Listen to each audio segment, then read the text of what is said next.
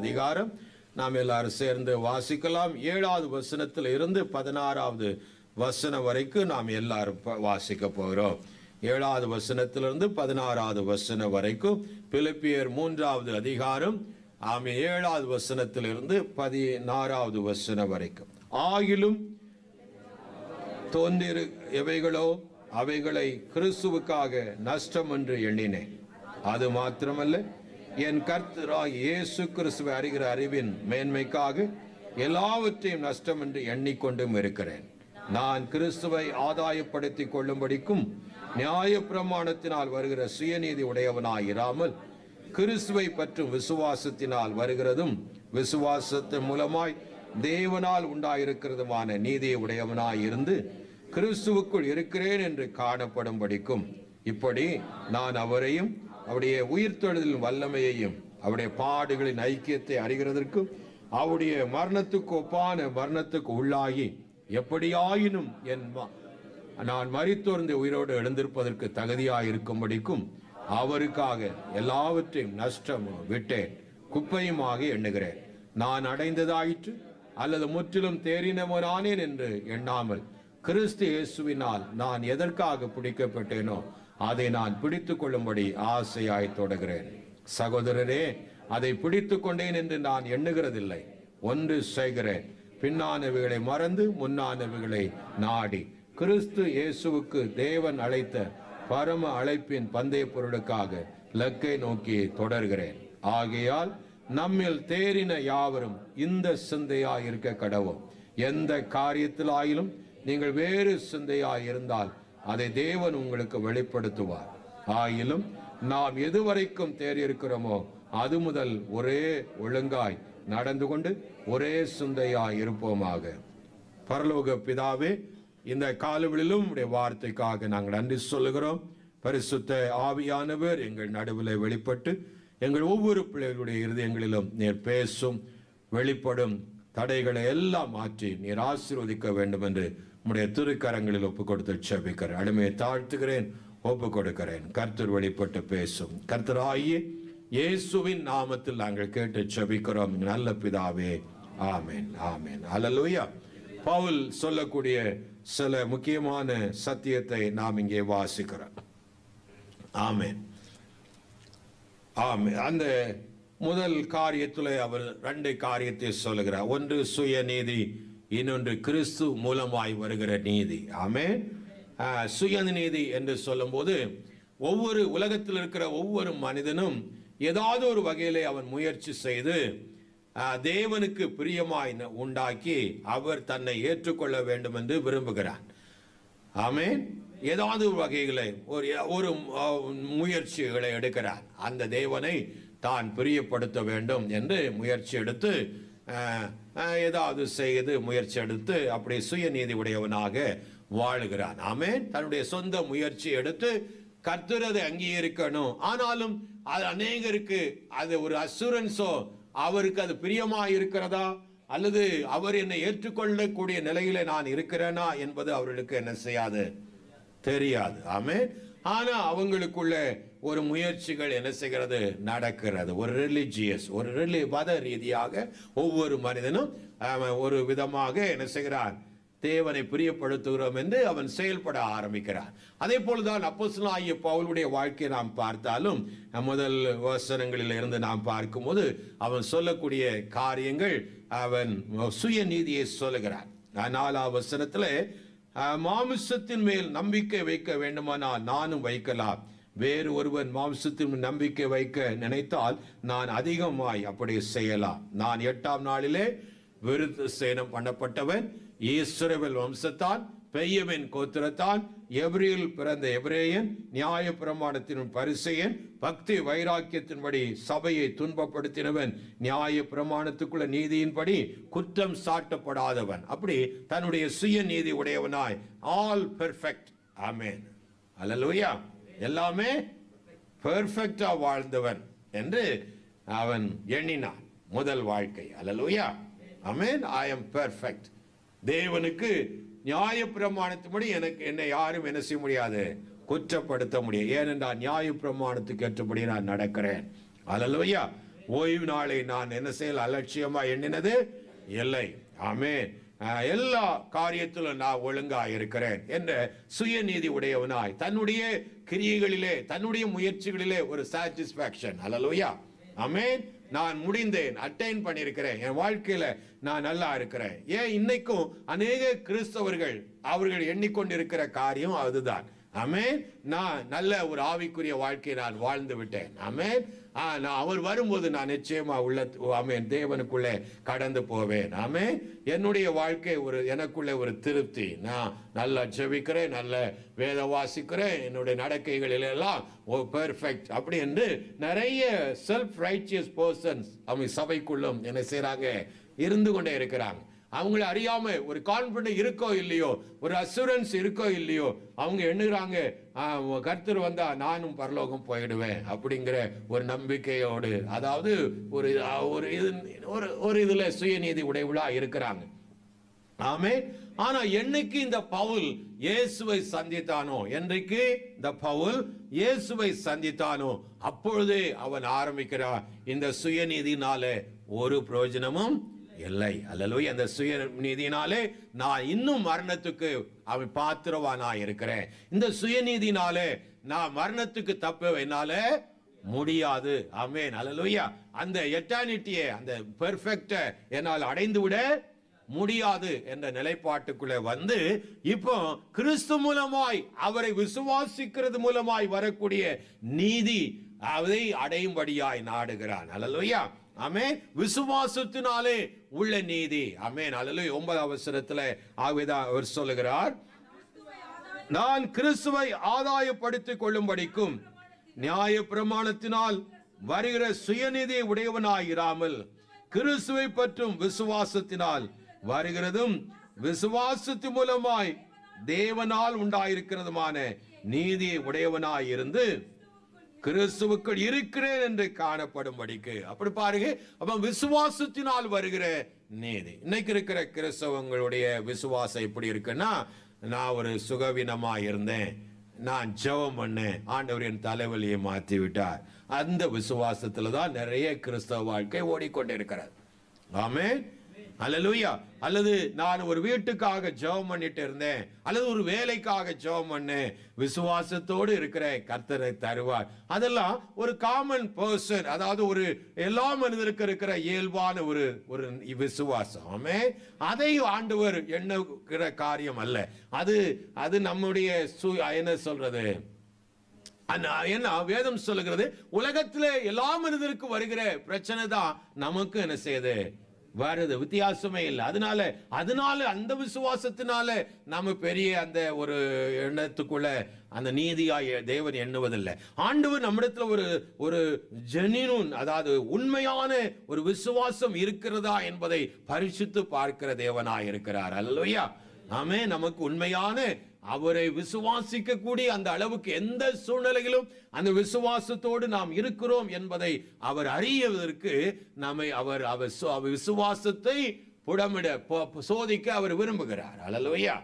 ஆமென்.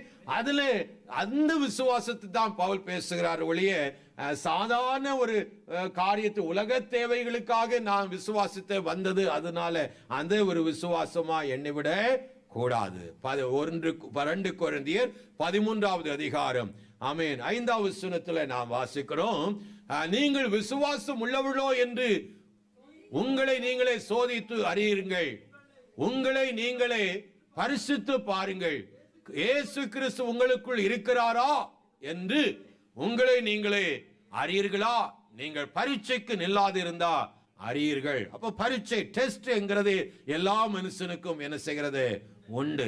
ஆனா test compromise பண்ணக்கூடியதும் அதை எதிர்கொள்வது நம்ம கையில தான் இருக்கு. அல்லேலூயா. ஒரு பரீட்சை வருகிறதுன்னா ஸ்கிப் பண்ண நம்மளால காம்ப்ரமைஸ் பண்ணி போக முடியும். அந்த பரீட்சைக்கு நிக்க வேண்டாம், தேவையில்லை இன்னும் போக முடியும். அல்லேலூயா. ஆமே. அநேக கிறிஸ்தவர்கள் அந்த டெஸ்டை காம்ப்ரமைஸ் பண்ணி தான் ஸ்கிப் பண்ணி விடுறாங்க. அவங்களே தெரியாது விசுவாசத்தின் பரீட்சைனா என்னன்னு அவங்களுக்கு தெரியாது. ஆமென். என்ன விசுவாசத்தின் பரீட்சை? 1 யோவான் 5ஆம் அதிகாரம் 4:5 வாசிக்கிறோம். விசுவாசத்தை குறித்து யோவான் எழுதும்போது சொல்லுகிறார், ஆமென், தேவனால் பிறப்பதெல்லாம் உலகத்தை ஜெயிக்கும். நம்முடைய விசுவாசமே உலகத்தை ஜெயிக்கிற ஜெயம். அப்ப பாருங்க, நம்முடைய விசுவாசமே உலகத்தை ஜெயிக்கிற ஜெயம். எப்படிப்பட்ட விசுவாசம்? அடுத்த வசனம் சொல்கிறார், இயேசுவானவர் தேவனுடைய குமாரன் என்று விசுவாசிக்கிறவர் அன்றி உலகத்தை ஜெயிக்கிறவன் யார்? அல்லேலூயா. அப்ப அவர் ஒரு கேள்வி கேட்கிறார். இயேசுவானவர் தேவனுடைய குமாரன் என்று விசுவாசிக்கிறவர் அன்றி உலகத்தை ஜெயிக்கிறவன் யார்? அப்போ இயேசுவை ஒரு மனிதன் விசுவாசிக்கிறான் என்றால், அல்லேலூயா, அதனுடைய அர்த்தம் என்னவென்றால், அந்த விசுவாசத்தினாலே பாடுகள் வந்தாலும், அந்த விசுவாசத்துக்கு எதிராக சோதனைகள் வந்தாலும், ஆமென், கிறிஸ்துவின் நாமத்தின் நிமித்தம் துன்பங்கள், வேதனைகள், கண்ணீர்கள், அல்லது அந்த நாமத்தின் நிமித்தம் வெட்கங்கள், அவமானங்கள் வந்தாலும், நிந்தைகள் வந்தாலும், அதுல கிறிஸ்துவுக்குள் நிலைத்திருக்கிற ஒரு மனிதனுடைய விசுவாசத்தை தான் ஆண்டவர் சொல்லுகிறார். ஆமென். இயேசுவை விசுவாசிக்கிறவனே அன்றி உலகத்தை ஜெயிக்கிறவன் யார்? எபிரேயர் 11:6 சொல்லுகிறது, இந்த விசுவாசம் இல்லாம யாரும் தேவனை பிரியப்படுத்த முடியாது. அல்லேலூயா.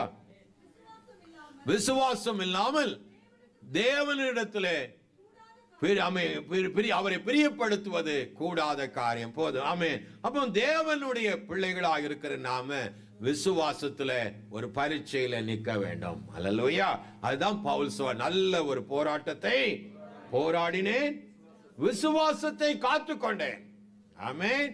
அவர் சொன்ன ஒரு காரியம், விசுவாசத்தை காத்துக்கொண்டேன். இது முதல் நீதியின் கிரீடம் எனக்கு. தீமோத்தேயுக்கு சொல்லும் போது 1 தீமோத்தேயு 6 12 அந்த வசனங்கள் நினைக்கிறேன். அங்க விசுவாசத்தில் நல்ல ஒரு போராட்டத்தை போராடு, நித்திய ஜீவனை பற்றிக்கொள், அதற்காகத்தான் நீ என்ன செய்யப்பட்டிருக்கிற, அழைக்கப்பட்டிருக்கிறாய். அல்லேலூயா. அப்ப அந்த விசுவாசத்தை நல்ல ஒரு போராட்டத்தை என்ன செய்ய, போராடுனா ஒரு நம்ம நினைக்கிற போல ஒரு சாதாரண விசுவாசத்துக்காக அல்ல. அல்லேலூயா. ஆமென். உலகத்தில் இருக்கிற மனுஷன் அந்த இயேசுவை கும்பிடத்தான் செய்யறான். ஆமென். அவர் கேட்ட உடனே அவனுக்கு காய்ச்சல் நீக்கிறார், அவனுக்கு அப்பான்னு கூப்பிடும் போது அவனுக்கு உதவிகளை செய்கிறார். அவன் இந்துவா இருந்தாலும் சரிதான், உலகத்தில் இருக்க எந்த மனுஷன் கூப்பிட்டாலும் அவர் உதவி செய்வார்.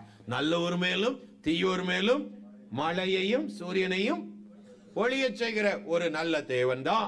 எல்லா மனுஷனுக்கும் நன்மைகளை செய்கிறவர் தான். ஆனா எதிலே நாம் விசேஷித்தவர்கள்? அவர்களை காட்டிலும், அல்லேலூயா, நம்மிடத்திலே ஒப்புவிக்கப்பட்ட விசுவாசம், ஒரு விசை நமக்குள்ளே கொடுக்கப்பட்ட இந்த விசுவாசத்துக்காக நாம் தைரியமா என்ன செய்ய வேண்டும், போராட வேண்டும் என்று யூதா எழுதுகிறார். அல்லேலூயா. யூதா 4 வசனத்துல ஒரு விசை ஒப்புவிக்கப்பட்ட விசுவாசத்துக்காக நாம தைரியமாய் போராடணும். அதே போலவே பேதுரு சொல்லுகிறார், 1 பேதுரு 1:7 அவர் சொல்லும் போது, ஆமென், அல்லேலூயா, அழிந்து போகிற பொன் அக்கினினாலே சோதிக்கப்படும், அதை பார்க்கிலும் அதிக விலையேறப்பட்டதாயிருக்கிற உங்கள் விசுவாசம் சோதிக்கப்பட்டு, அண்டர்லைன் பண்ணுங்க, சோதிக்கப்பட்டு இயேசு கிறிஸ்து வெளிப்படும் போது அது உங்களுக்கு புகழ்ச்சியாய் மகிமை உண்ட. டெஸ்ட். அப்போ நம்ம கேட்கிறோம், நீங்க ஒரு கேள்வியை உங்களுக்குள்ள கேட்டு பாருங்க, எனக்குள்ள அப்படிப்பட்ட ஒரு விசுவாசம் இருக்கா? டெஸ்டுக்கு நிற்கக்கூடிய விசுவாசம் எனக்குள்ள அப்படிப்பட்ட ஒரு விசுவாசம் இருக்கா? அல்லேலூயா. ஆமென். பவுல் சொல்வது போல அந்த விசுவாசத்தை ஆண்டவர் எனக்கு நீதியா எண்ணுவாரா? அந்த விசுவாசத்தை எனக்கு ஆண்டவர் நீதியா எண்ணுவாரா? ஆமென். அல்லேலூயா. ஆமென். அப்படி நீதியாய் எண்ணினால், ஆமென், அந்த விசுவாசத்தின் பரீட்சையில நான் நின்று கடைசி வரைக்கும் போராடி மேற்கொள்ள நான் ஆயத்தமாக இருக்கிறேனா? அல்லேலூயா. ஆமென்.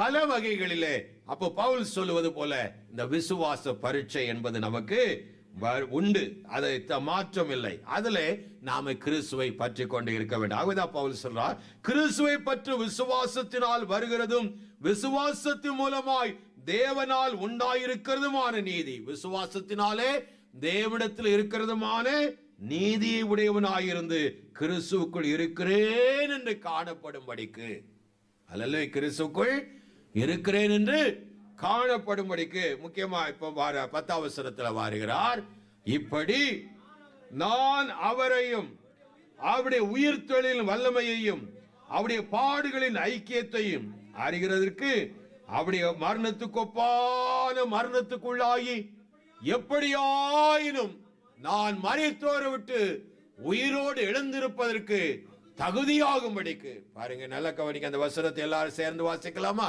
இப்படி நான் அவரையும் அவருடைய உயிர்த்தெழுதல் வல்லமையையும் அவருடைய பாடுகளின் ஐக்கியத்தை அடைகிறதற்கும் அவருடைய மரணத்துக்கு ஒப்பான மரணத்துக்குள்ளாகி எப்படியாயினும் மரித்தோரிலிருந்து உயிரோடு எழுந்திருப்பதற்கு தகுதியாயிருக்கும்படி. அல்லேலூயா. இந்த வசனத்தை ஒவ்வொரு காரியமா பார்க்கும்போது, நான் அவருடைய உயிர்த்தெழுதலின் வல்லமையையும், ஆமென், அவருடைய உயிர்த்தெழுதலின் வல்லமை, ஆமென், அல்லேலூயா.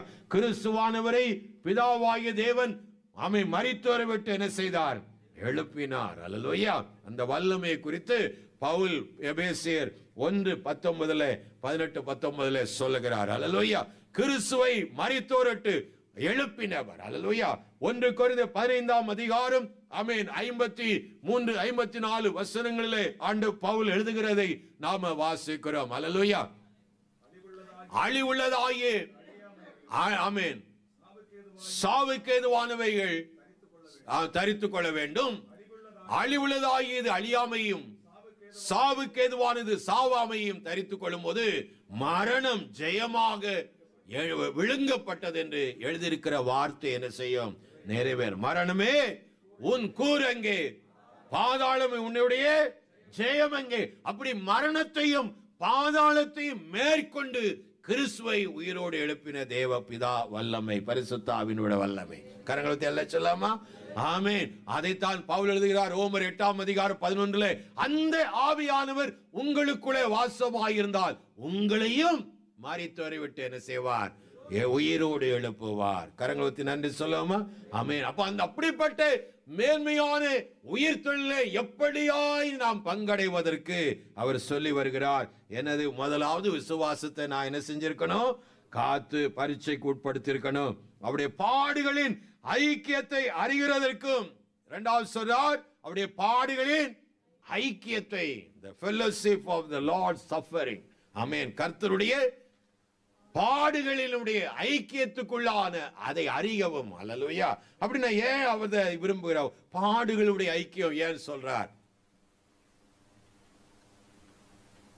அவருடைய மரணத்துக்குள்ளாகி அப்படிங்கிறார். பவுல் அப்படிப்பட்ட மரணத்துக்குள்ள இயேசு போனது போல போக முடியுமா? அப்படிப்பட்ட பாடுகளை தான் அனுபவிக்க முடியுமா?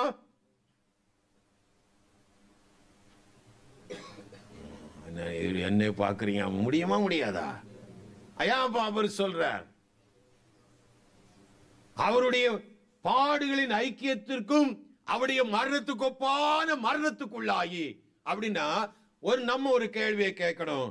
இயேசு ஏன் பாடுபட்டார்? இயேசு ஏன் அவர் மரித்தார்?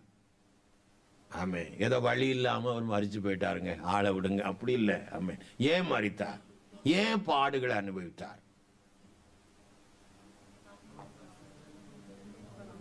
எல்லா மனுஷனும் ரட்சிக்கப்படும்படிக்கு, எல்லா மனுஷனும் தேவ நீதி அடையும்படிக்கு அவர் அந்த நீதியை சிலுவையிலே நமக்காக செலுத்தினார். எபிரேயர் 2:9 வாசிக்கிறோம். அல்லேலூயா. நாம் ஒவ்வொரு பேருக்காகவும் மரணத்தை ருசி பார்த்தார். அல்லேலூயா. தேவனுடைய கிருபையினால் ஒவ்வொரு பேருக்காகவும் பர்சனலி, இண்டிவிஜுவலி, நாம எல்லாருக்காகவும் அவர் மரணத்தை என்ன செய்தார்? ருசி பார்த்தார். தேவ, ஆமென், ருசி பார்த்தார். அல்லேலூயா. அப்போ அந்த பர்பஸ் என்ன? அவர் பாடுபடுவதற்கும் அவர் மரிப்பதற்கும் பர்பஸ், நோக்கம் என்ன? நீங்களும் நானும் உலகத்தில் இருக்க எல்லா மனுஷனும் ரட்சிக்கப்பட்டு தேவனை அறிகிற அறிவுக்குள்ளே வர வேண்டும். இதுதான் தேவனுடைய நோக்கத்தின்படி அவர் மரித்தார். அல்லேலூயா. இதற்காகத்தான் அவர், ஆமென், பாடுகளை சகித்தார். இதைத்தான் பவுல் சொல்கிறார். அதே போல நானும் இந்த உலகத்தில் இருக்கிற எல்லா மனுஷனும் எப்படியாயினும் இருக்கிற நாளிலே அவனுக்கு என்னுடைய முழு பலத்தோடு சுவிசேஷத்தை நான் அறிவிக்க வேண்டும். அல்லேலூயா.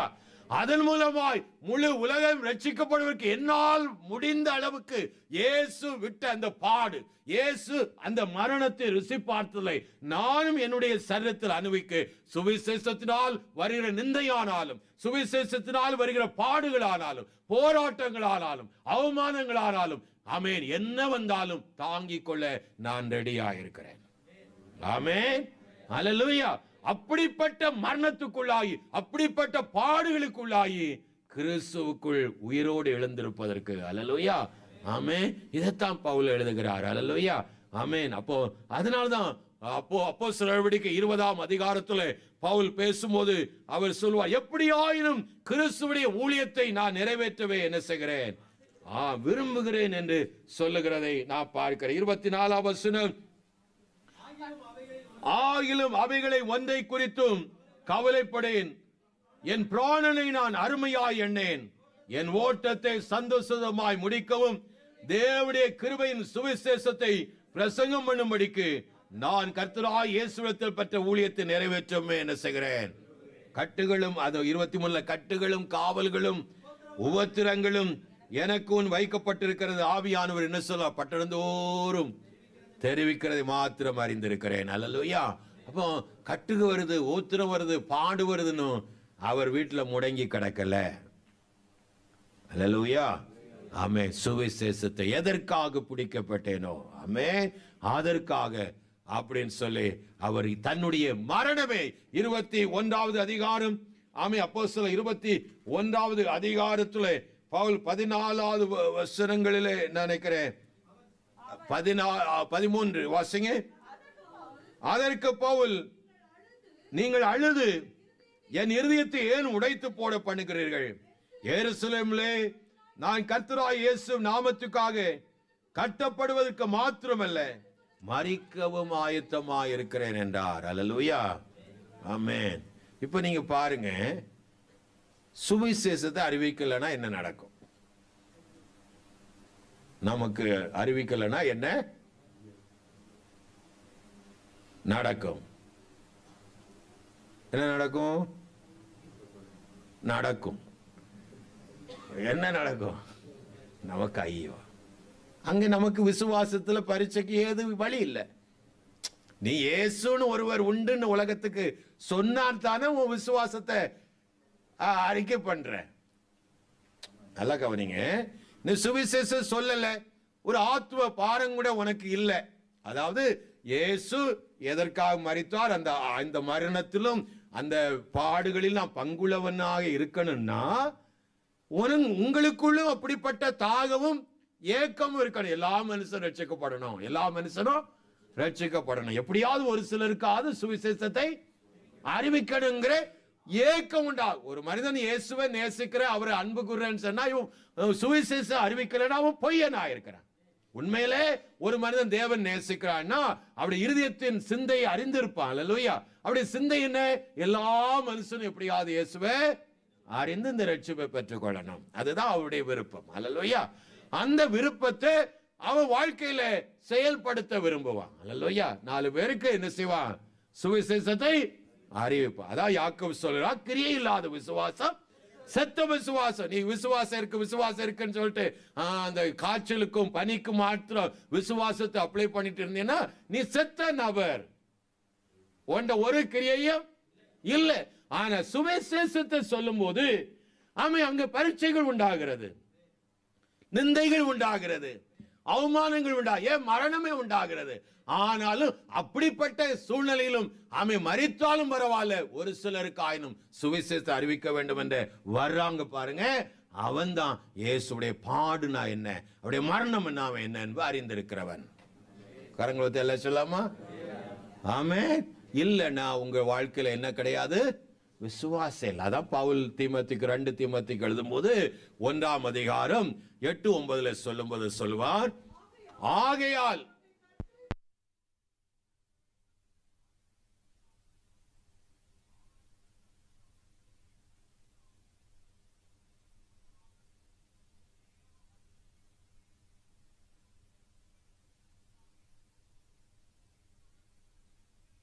அனுபவி அப்படிங்கிறார். என்னோடு கூட தீங்கு அனுபவி. அது மட்டுமல்ல, 2வது அதிகாரத்துல 13 நினைக்கிறேன், நாம் பாடுகள் இல்ல அவரோடு கூட பாடுகளை சகித்தோமானால் அவரோடு கூட ஆளுகையும் செய்வோம். அல்லேலூயா. பாடுகளை சகித்தா அவரோடு கூட. அப்போ நாம நிச்சயமாய் அப்படி வருகையில பங்கடையணும். உயிரோடு எழுந்திருப்பதற்கு தகுதியாகணும்னா ஒரு மனுஷன் சுவிசேஷ அறிவிக்காத ஒரு நபரா இருந்தா நிச்சயமா அவனால போய்விட. நீங்க பவுல, அதாவது சுயநீதியை நினைச்சிட்டு இருக்கலாம். நான் போயிடுவேன், பறந்திடுவேன், நான் பறந்திடுவேன்னு பாடலாம், ஆடலாம். அல்லேலூயா. ஆனா எக்கால சத்தம் என்ற சுவிசேஷம் வாயில் இல்லைன்னா விசுவாசம்னா என்னன்னே உங்களுக்கு தெரியாது. பரீட்சை, விசுவாசத்து பரீட்சை என்னன்னு தெரியாது. நீங்க மாட்டி சிக்கிக் கொள்வீங்க. அதைத்தான் பவுல் இங்க எழுதுகிறார். அல்லேலூயா. அப்படியே பாடுகளின் ஐக்கியத்தை அறிகிறதற்கும் அவருடைய மரணத்துக்கு ஒப்பான மரணத்துக்கு உள்ளாயி. அல்லேலூயா. எப்படியாயினும் அவருடைய உயிர் தொல்லை என்ன செய்யணும்? பர்பஸ் பங்கடையணும். அல்லேலூயா. அப்போ அந்த நிலையில கூட நான் தேறினேன், தகுதி ஆயிட்டேன், பரலோகம் போறதுக்கு ரெடி, அந்த ஒரு மனப்பான்மை அவர்கிட்ட இல்ல. இன்னும் நான் தேறணும், இன்னும் முயற்சி எடுக்கணும், இன்னும் வாழணும். அல்லேலூயா. அப்படிங்கிற என்னதான் இருக்கு. அதனாலதான் இயேசு உலகத்தில் இருக்கும்போது லூக்கா 9ஆம் அதிகாரத்துல சொன்னார், ஒருவன் என்னை பின்பற்றி வர மனதாய் இருந்தால் அவன் தன்னைத்தானே வெறுத்து தன் சிலுவையை சுமந்து கொண்டு என் பின்னே வர கடவன். அல்லேலூயா. அவதான் பவுலும் சொன்னார், கிறிஸ்து எனக்கு ஆதாயம், அதாவது சாவு எனக்கு ஆதாயம், கிறிஸ்து எனக்கு ஜீவன் என்று சொன்னார். அல்லேலூயா. சாவு ஆதாயம் என்று சொன்னார். கலாத்தியர் 2:20 சொல்லும்போது அவர் சொல்லுவார், 2:20 வாசிங்க, கிறிஸ்துவோடு கூட சிலுவையிலே அறையப்பட்டேன், ஆயினும் பிழைத்திருக்கிறேன். இனி நான் அல்ல, கிறிஸ்துவை எனக்குள்ளே என்ன செய்திருக்கிறார்? பிழைத்து. நான் இப்பொழுது மாமிசத்தில் பிழைத்திருக்கிறதோ என்னில் அன்பு கூர்ந்து எனக்காக தம்மை தாமே ஒப்பு கொடுத்த தேவனுடைய குமாரனை பற்றும் விசுவாசத்திலே பிழைத்திருக்கிறேன். கரங்களுக்கு நன்றி சொல்லுவோமா? பாருங்க. அப்போ ஒவ்வொரு வேர்டையும் நாம் பார்க்கும்போது உண்மையான மீனிங், சிலுவையில நாம ஒவ்வொரு பேரும் என்ன செய்யணும்? மறிக்கணும். சிலுவையில ஒவ்வொரு பேரும் நம்முடைய சுயத்தை மறிக்க ஒப்பு கொடுக்கணும். உலகத்துக்கு நாம் என்ன செய்யணும்? மறிக்கணும். உலகத்துக்கு மறிக்கணும். அல்ல 3 காரியத்துல மனித தேவ பிள்ளைகள் மறிக்கணும். அல்லேலூயா. உலக வழிபாட்டுக்கு மறிக்கணும். உலக கொலை செயல் சொல்ல, உலக வழிபாட்டுக்கு 2ஆம் அதிகாரம், உலக வழிபாட்டுக்கு மறிக்கணும். அல்லேலூயா. ஆமென். பாவத்துக்கு மறிக்கணும், பாவத்துக்கு மறிக்கணும். இப்படி ஆமென் மறித்து இருக்கிற ஒரு மனிதனாய் அவன் வாழணும். அல்லேலூயா. ஆமென். ஆமென். என்ன அர்த்தம்? இதில் உள்ள முக்கியமான அர்த்தத்தை நீங்க புரிஞ்சுக்கிட்டீங்கன்னா, ஆமென், இயேசு கெத்செமனே தோட்டத்துல ஜெபிக்கிறார். எதற்கு ஜெபிக்கிறார்?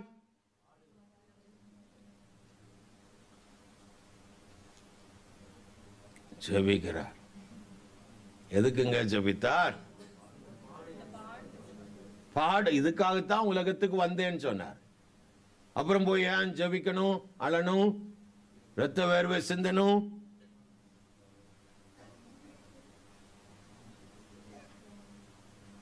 ஏன்?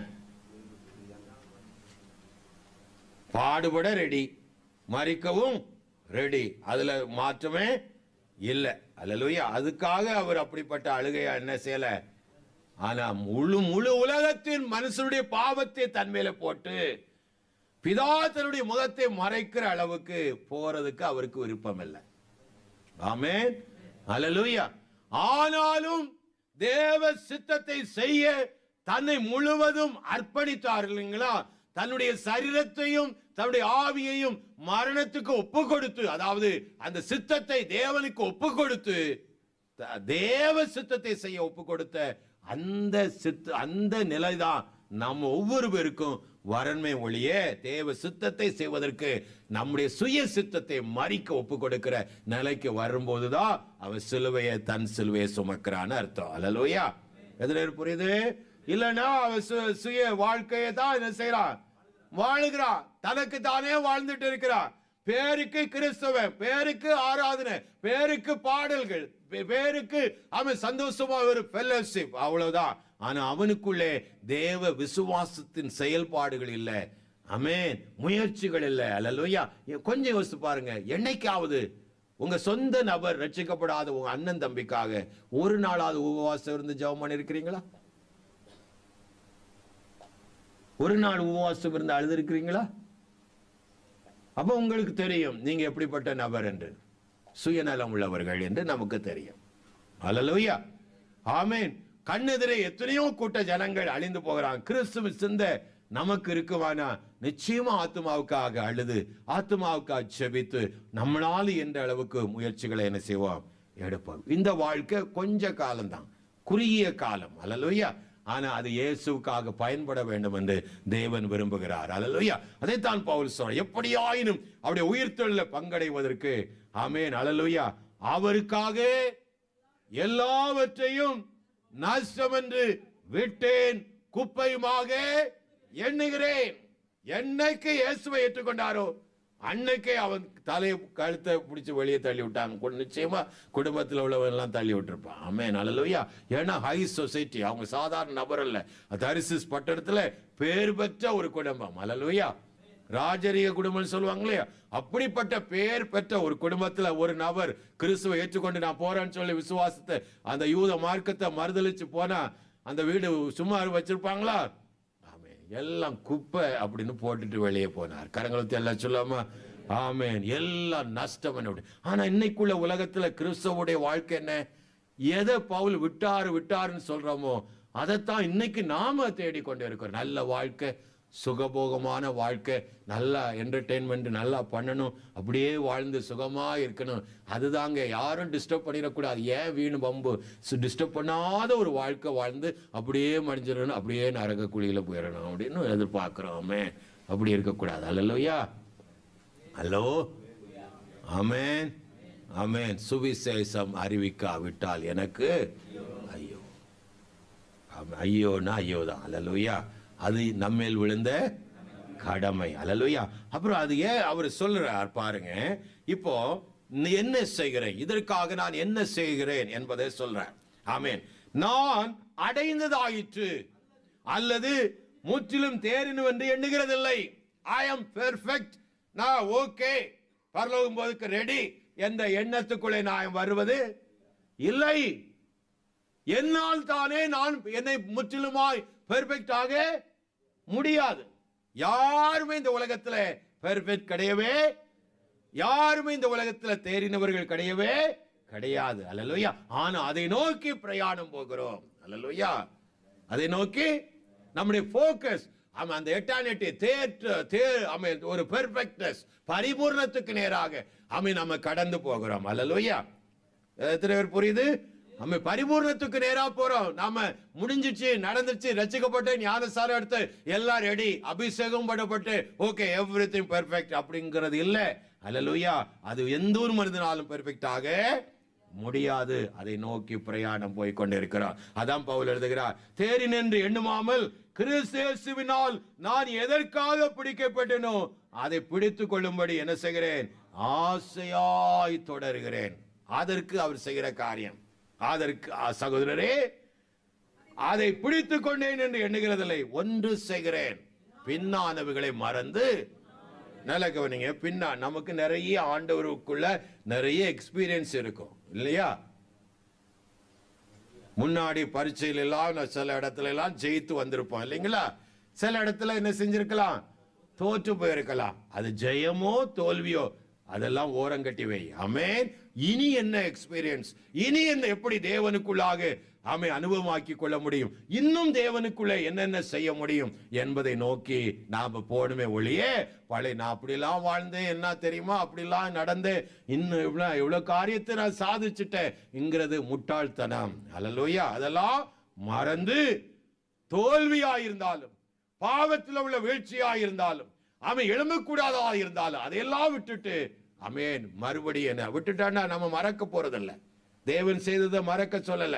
அவர் சொல்ல வேண்டிய பாயிண்ட் அதுதான். நான் அனுபவமாகிட்டேன், பெரிய ஆளாயிட்டேன், அங்கதெல்லாம் விட்டுட்டு இன்னும் புதிதாக புதிதாக என்னென்ன ஆண்டவரிடத்தில் அனுபவிக்க முடியும், இன்னும் உள்ள எக்ஸ்பீரியன்ஸுகள், ஆவிக்குரிய காரியங்கள் என்ன என்பதை அறிய முன்னாக்கி என்ன செய்கிறேன், ஓடுகிறேன் என்று சொல்கிறார். பின்னானவைகளை மறந்து முன்னானவைகளை நாடி எந்த கிறிஸ்து இயேசுக்குள் தேவன் அழைத்த இந்த பரம ஹெவன்லி காலிங், பரம அழைப்புக்காக, பந்தய பொருளுக்காக லக்கை நோக்கி என்ன செய்கிறேன், தொடர்கிறேன். ஆமென். ஆகையால் நம்மிலே தேறின எவனும் யாவர் இந்த சிந்தையாகவே இருக்க கடவோம். அல்லேலூயா. என்ன சிந்தையா இருக்கணும்?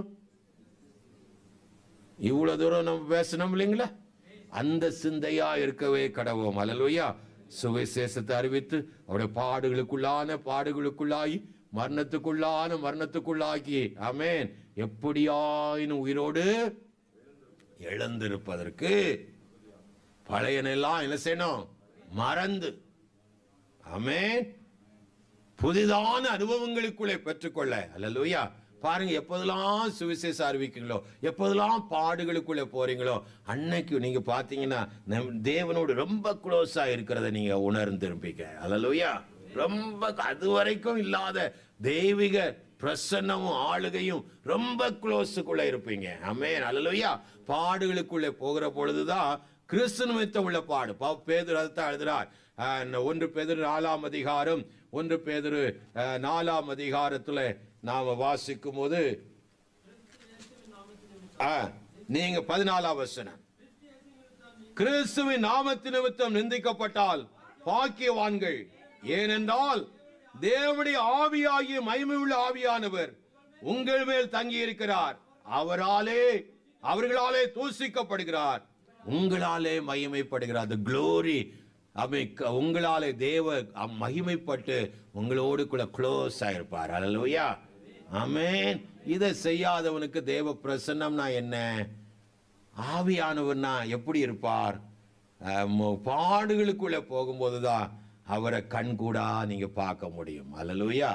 கிறிஸ்து நிமித்தம் உள்ள பாடுகள், சுவிசேஷம் அறிவிக்கிறதுனால வருகிற நிந்தனைகள், அவமானங்கள், இவைகளுக்குள்ளாய் தேவ சுத்தத்தை ஒரு மனுஷன் பரிபூர்ணமாய் செய்யும் போதுதான் கிறிஸ்துவானவரும் ஆவியானவரும் மகிமையா அவனுக்குள்ளே வாசமாய் இருக்கிறார். அல்லேலூயா. இல்லாம உலகத்துக்காக மட்டும் வாழ்ந்தீங்கன்னா எல்லாரை காட்டிலும் பரிதவிக்கக்கூடிய நிலை அடைவீர்கள். அல்லேலூயா. நீங்க சிந்திங்க இன்னைக்கு. ஆமென். அல்லேலூயா. நான் என்ன செய்கிறேன், இந்த வாழ்க்கையை எப்படி நான் பயன்படுத்துகிறேன், எப்படி நான் வாழ்ந்து கொண்டிருக்கிறேன்? ஆத்மாவுக்காக முதலாவது கண்ணீர் விட்டு அழுவதற்கு செப நிலையில முழங்கால முடக்குங்க. ஆமென். முதல்ல முழங்கால் முடங்கி, ஆண்டவரே நான் என்ன செய்யணும், என்னை பயன்படுத்துங்க ஐயா.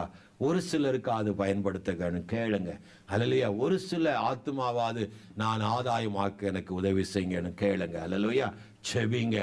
ஆமென். அல்லேலூயா. முதலாவது உங்க சொந்த பந்தங்களுக்கு செபிங்க. நீங்க மட்டும் இயேசுவோடு வலது பக்கத்துல சிங்காசனத்துல உட்கார்ந்து இருந்து உங்க அண்ணன் தம்பி எங்க இருக்கிறாங்க, எங்க ரட்சிக்கப்படலன்னா எங்க இருப்பாங்க? நரக பாதாளத்துக்குள்ள வேதனைப்பட்டு உன்னை பார்த்து என்ன நினைப்பாங்க? அல்லேலூயா. ஆமென். அதனால்தான் மோசே கூட சொன்னார், இவங்களை நீங்க தள்ளி விட்டு என்ன மட்டும் கொண்டு போகணும்னு நீங்க எண்ண வேண்டாம், அப்படின்னா என் பேரை என்ன செய்யும், கிறுக்கி போட்டுருங்க. அதாங்க உண்மையான மனுஷன். அல்லேலூயா. என் பேரையும் கிறுக்கி போட்டு, நான் மட்டும் மேல இருந்துட்டு என் உறவினர்லாம் அங்க நரகத்துல வேதனைப்படுற நான் பார்த்துட்டே இருக்கணுவா? அவன் இப்பொழுதே அழுது முதலாவது அவர்களுக்காக செபிங்க. அல்லேலூயா.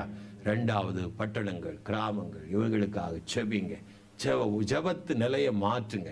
ஆமென். உனக்காக, குடும்பத்துக்காக, அதாவது ஆசீர்வாதத்துக்காகவே செபிக்கிற முட்டாள்தனமான ஜெபங்களை விட்டுட்டு ஆமென் தேவ சித்தத்துக்காக செபிக்கும் போது இந்த உலக வாழ்க்கைக்கு வேண்டிய எல்லாவற்றையும் ஆண்டவர் பொறுப்பில் எடுப்பார். எல்லாரும் எழுந்திருப்போமா? அந்த